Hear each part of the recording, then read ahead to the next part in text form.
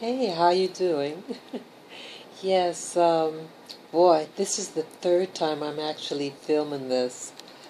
The first one accidentally, I stopped it, and then the one prior to this one, the second one, it had audio problems, and so I'm going to try it again. I have my hands on the edges, and hopefully, nothing is covered, whatever. Well, what I want to talk about today, I was listening to this video by his channel. I don't know whether it's his actual name or if his channel name. It, the name is Lennon. Oh, what's that? Lennon Honor, and he has a very extensive channel, and he talks about spirituality. And he talked about something that I was just thinking about, just yesterday. And I said, I have to listen to this guy. And I'm listening to this person and things like it, if I can find them, as a means of opening up my understanding. As you know, with my other videos, that I'm searching. I had lived in just a typical, American life in the sense of religion and religiosity. I wasn't raised in the church, but I was introduced to religion and Christianity. And now I'm challenging my paradigm system. And because I started asking questions, and I never challenged the word. But this man, Mr. Honor, he was making mention about, you have people who are looking for spirituality, and they go to all these institutions, yoga places, and try to get spiritual gurus, and maybe even ayahuasca ceremony, all in trying to find their spirituality, as if their spirituality is lost or is away from them. And according to Mr. Lennon Honor, he says spirituality is within you. It's not something that you search for. Your body and soul body and spirit are together, and that they interface at what's called the mind. And so spirituality is not something that you try to attain. It's within. And he was even saying, even with his videos, that his videos can't make us spiritual, or his books can't make you spiritual, because spirituality is. He said also that that your spirit and your body, that they work together, and that neither of them are better than one another. And so when you have people say we're spirit beings having a human existence, he said that's inaccurate, because that mode of thinking is suggesting that our spirit is superior to our bodies. He said that you have to respect both domains, the domain of the body and the domain of the spirit realm. And that neither could operate outside, within each other's domain, and they just meet or have an interconnection in what's called the mind. And I thought that was a dynamic idea, and even my attempt at doing meditation, because what are we taught about meditation? That is something that you do, even though they say go within, but it's like going in to come back out somewhere else, like a portal, He's saying it's right within you, that anywhere you go, you bring your spirit with you, And I thought that was interesting. And then I wanted to talk about how, he mentioned about, like, it's a program. And yeah, I could see that, I think he has a point. That we're taught to think certain things. That we're taught to say, that God is this or that way. And that if we don't do this or that this will happen to us. And I asked myself, well, I know of people who went to church and they followed the rules, and then they prayed for something to happen, for healing, let's say. And the people who die, they don't get well. They may have even had someone anoint them with oil, had people pray over them. And then some people might say, well, they didn't have enough faith. If you're going to make religion into a metaphysics, it has to work 100% of the time, And are you equating that religion is and prayer is really witchcraft? That's what it really is, if that's what you're suggesting. That you didn't pray hard enough, or you didn't have enough faith. Then it's a formula, and that we did the incantation incorrectly. That's what it sounds like what's being implied, And again, it is blaming the person for this situation, And that may not be the case, You have people who work at doing nothing, and they get, And you have people who work so hard, people who are abused, and they may go to church and follow everything what their religious instructor says, and it doesn't guarantee happiness, richness, or health. So I'm asking myself at this part of my life, why is this the case? Why can't, who then is God? Who is God? Some people say, you have the higher being, and then some say there's, what do you call it? Your spirit guides, and that you have to go through your spirit guides or your ancestors in order to get to the ultimate high, top being, And why is that? Why is, if the Bible is true, it cannot have any glitches in it. Everything, or every promise, every this or that, has to be fulfilled, has to be. Or then, if not, then there's a glitch somewhere. And then if there's glitches, then it's something that's not divinely inspired. Maybe some aspects of it is divinely inspired, but then those things don't add up.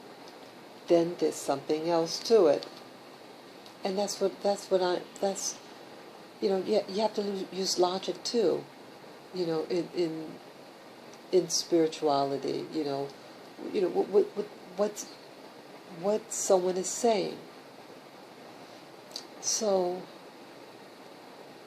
I'm just at a point where I'm questioning, and I'm glad I'm questioning, because I was afraid to question, because of the paradigm, the program I was given. There was a lot of fear attached, that if you question anything, you're going to get punished to question. And that alone should have been a red flag to me,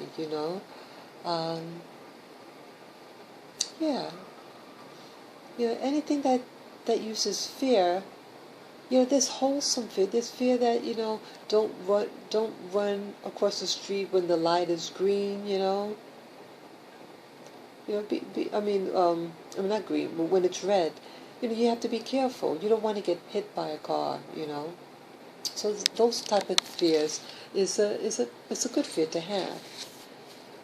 But fear for the sake of fear, of punishment, I don't want that. And I wouldn't want my behavior to be controlled because of fear. But love, if we love God, I think love is a very important ingredient, and it supersedes the words in the Bible, any religious scripture. Because love, goes within, and love could be shared, and it motivates people to do wonderful things.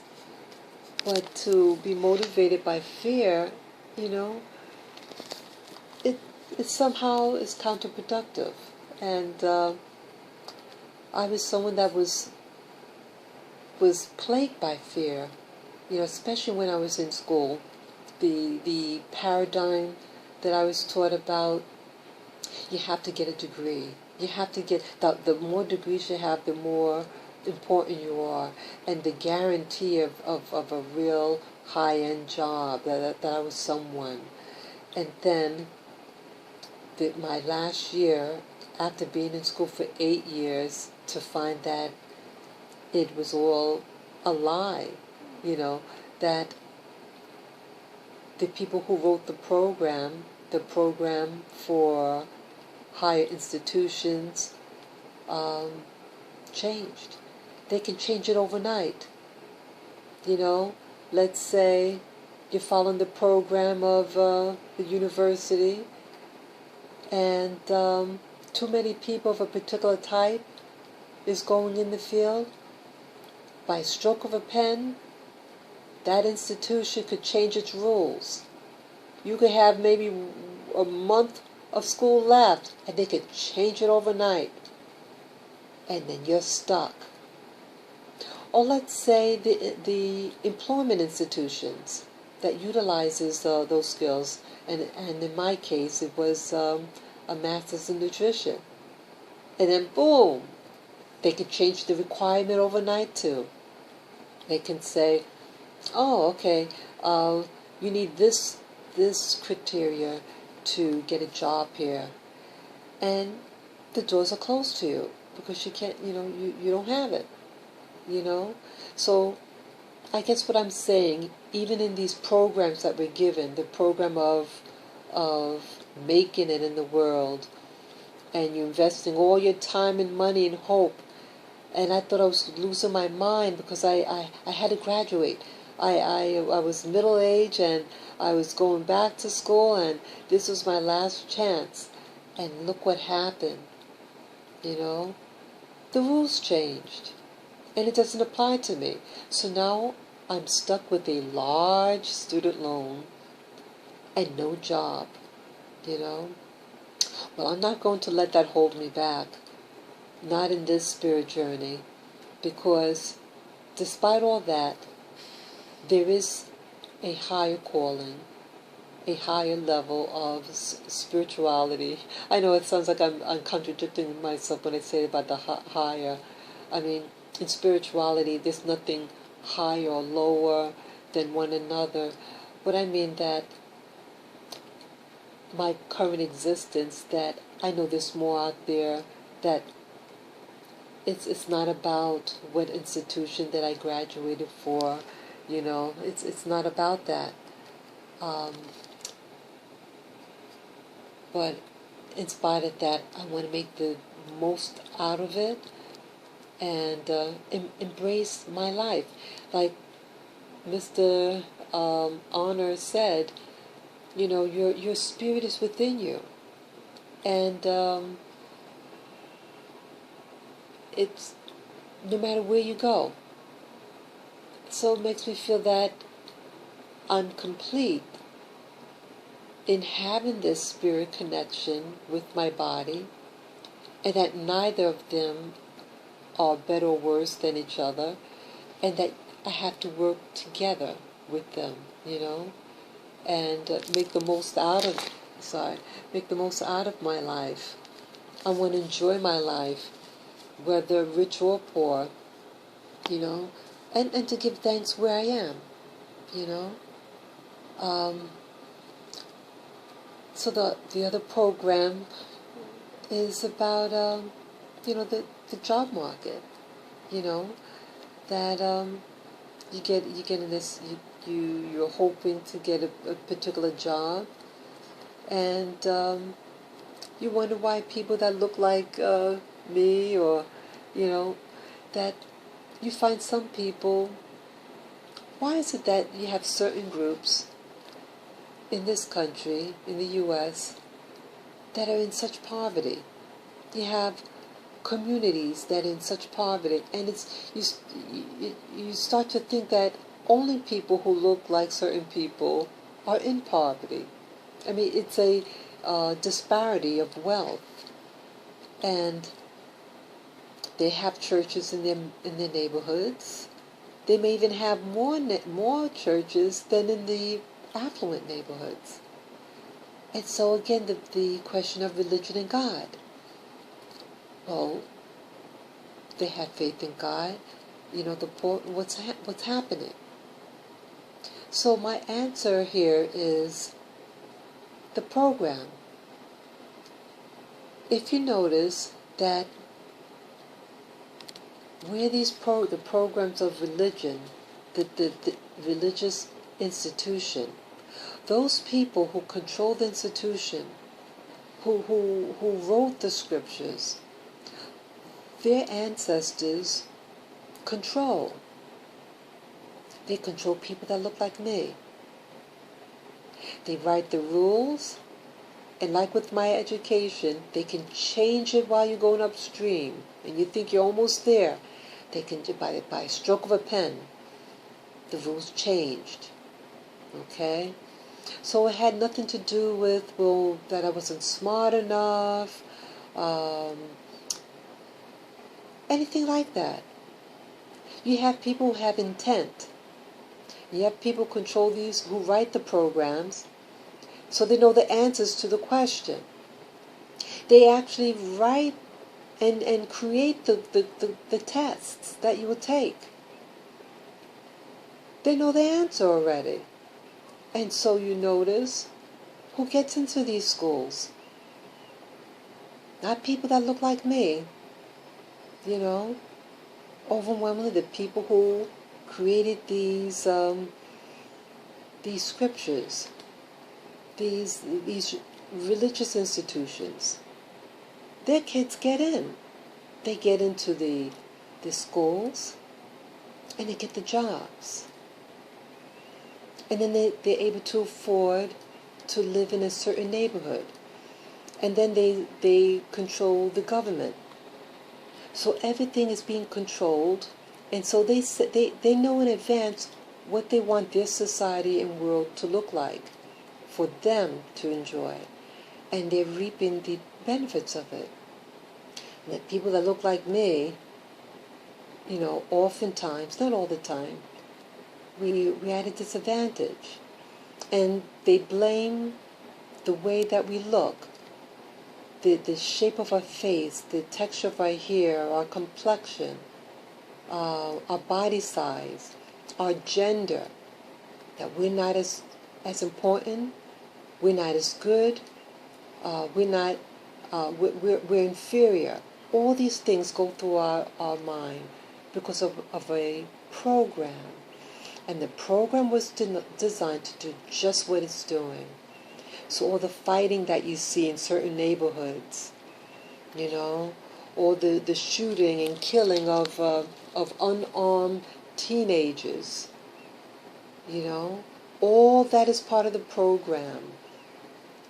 And they made you think that it's your fault. Or that if you had a different accent, that all your problems would change, and that you'll have respectability. This is a program, and it's all a lie, you know.